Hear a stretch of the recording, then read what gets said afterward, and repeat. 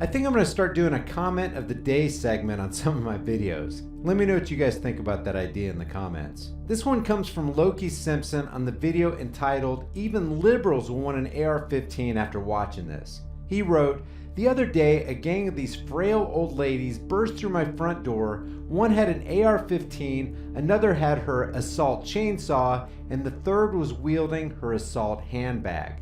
I panicked at first because my assault rock was in my garden and my set of assault spoons were in the dishwasher.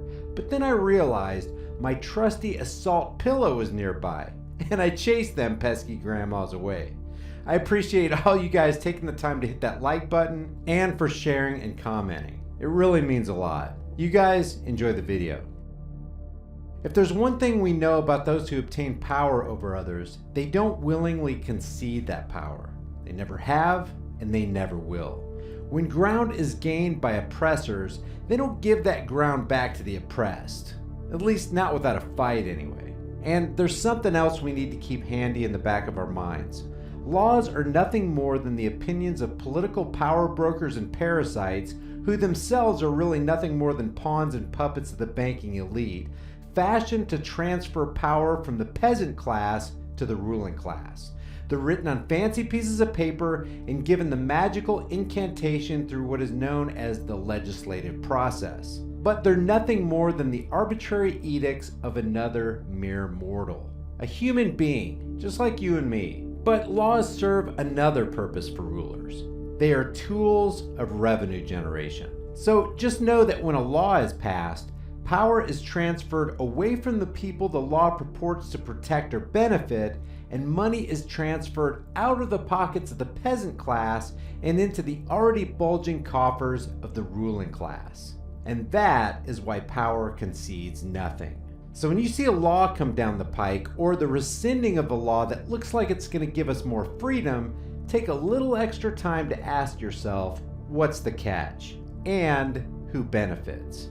A lot of you may already know from a previous video I did that my state, the state of Oklahoma, recently passed State Question 788, the so-called Medical Marijuana Legalization Initiative. This was the ad before the vote. Now take special note of some of the restrictions that apply with the passage of that act. Will medical marijuana become legal in Oklahoma? We'll know through June 26 when voters get to decide on State Question 788. Licensed patients must be at least 18 years old and can possess up to 3 ounces of smokable marijuana on them and up to 8 ounces at their residence. A person with up to 1.5 ounces and no patient card is subject to a misdemeanor charge and a fine of up to $400. The language of the bill does not specify which diseases qualify for medical marijuana treatment, so doctors may use their best judgment. Licensed patients may grow their own marijuana. However, Oklahomans looking to get in on the industry must obtain a license first.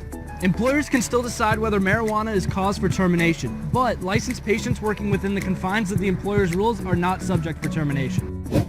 Hopefully, one day we'll get to a point in our society that when a group of so-called rulers tells a whole bunch of other adults what they can and can't have, or what they can and can't put in their bodies, we can all unite and tell these power-greedy psychopaths to pound sand. No man or group of men on this planet has the legitimate authority to tell other peaceful people what they can do or what they can own. If everybody doesn't have this power, then nobody has this power.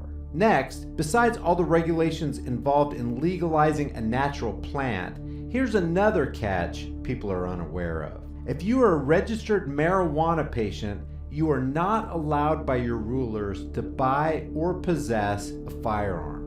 The Gun Control Act of 1968 prohibits anyone from possessing guns if they use or are addicted to cannabis. The exact wording of the federal law prohibits any unlawful user or addict of cannabis or any other federally restricted substance from purchasing guns, even if that individual resides in a state with legal medical or adult use cannabis laws. A Nevada medical marijuana patient named S. Rowan Wilson challenged the ruling after she attempted to purchase a firearm for self-defense in 2011. When the gun store refused to sell to her, she filed a lawsuit challenging the federal statute against gun ownership by a lawful marijuana patient. Wilson said she was not a marijuana user, but obtained the card in part as an expression of support for cannabis legalization.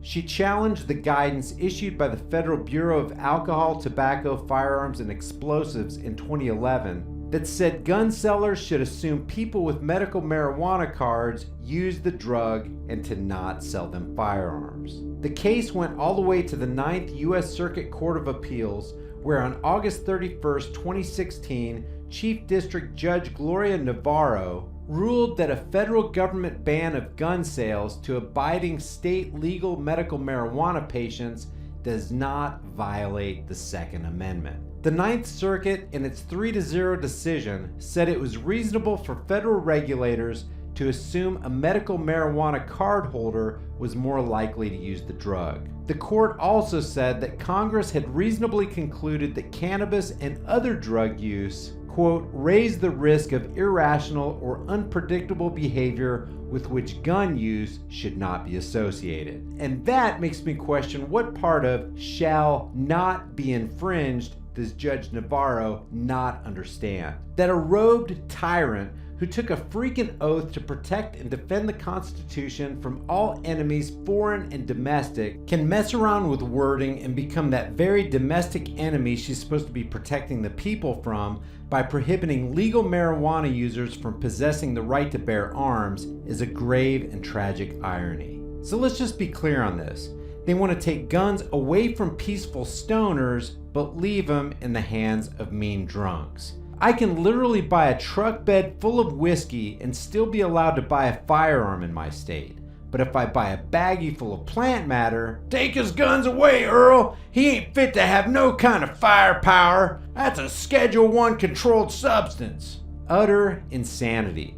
So when I said power concedes nothing, you better believe that once they've accumulated that power and tasted the benefits of controlling others, they aren't coming off that power trip anytime soon. And before I end this video, you always hear these news stories where federal always trumps state. In this case, the federal marijuana ban disregards state legalization. Well, that's clearly against the direct wording of the 10th Amendment, which states, "The power is not delegated to the United States by the Constitution, nor prohibited by it to the states, are reserved to the states respectively or to the people." Constitutionally, the feds have no jurisdiction over the states and certainly not over the people. If you guys got something out of this video, subscribe to the channel, hit the bell notification icon, give it a like, and share it with everybody you know. Also, don't forget to subscribe to my private email list on highimpactflix.com. I got a lot of additional content for you this month that you're going to want to see. Guys, if you like what we're doing here on this censored channel and you want to support the effort, the Patreon, PayPal, and Bitcoin links are below. If you want to support the channel by grabbing a shirt or two, check out the new in-your-face designs like Black Rifles Matter, Escape from California, Taxation is Legalized Theft, and Sheepvolution. I'm adding new designs every week, and I do take design requests, so check back often. Thank you guys for subscribing, watching, sharing, and especially for all your kick-ass, thoughtful comments. I'll see you guys in the next heavily censored, demonetized video.